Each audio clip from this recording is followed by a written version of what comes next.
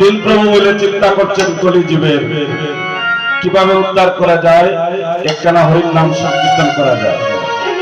এভাবে কবিতা পড়ে মা সীতারা করণী অদ্বৈত করণী বসে বসে তিন প্রভুর কথা শ্রবণ করছেন আর বলছেন আমার কিছু শোনাও,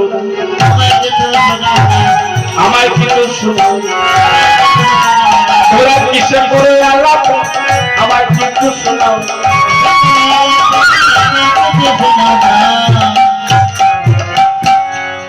মাত্র শ্রীমদন হইতে শুনতে পারলেন এই কলির প্রথম সংখ্যায় এইভাবে করজোর করে অদ্বৈত গুরু নিষ্ঠারা গুরুনি মহাপ্রভুর চরণে নিবেদন করলেন আমার মনের বাসনা।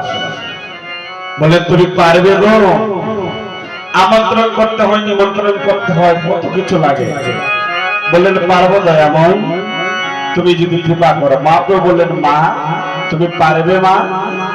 ও যে তারপরে দুর্গা মা 10টা হাত দিয়ে স্বর্ণবনী খাওয়াইতেন, বলেছিলেন তোমারে আজকে বলবো না, কলিতে তোমার অঙ্গনে যাব আর প্রথমে তোমাকে মা বলে সম্বোধন করবো।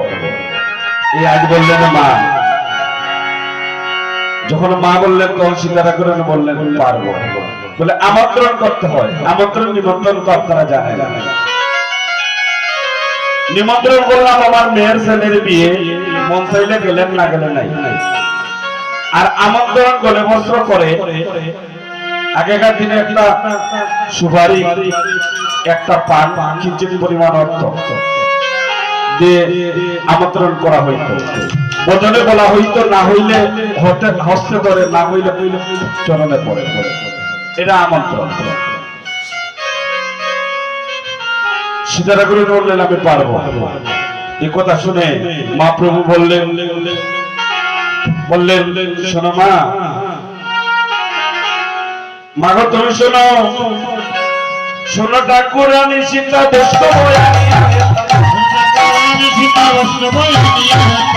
আমার প্রণাম করিয়া যত্ন দে,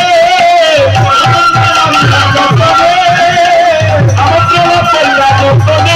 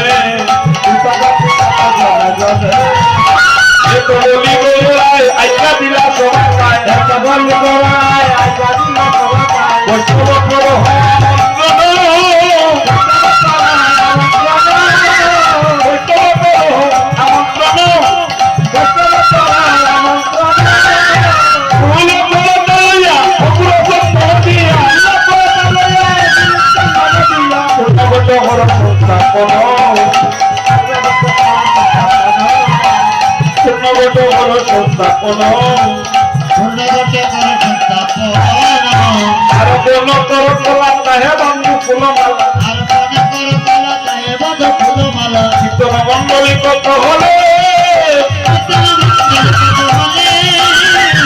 মঙ্গলী কত হলে শুনিয়া প্রভুর কথা পৃথিবীতে মহিলা আমার উপহার করতে পারবে, আমার উপহার করতে পারবে। হরি হরি বলে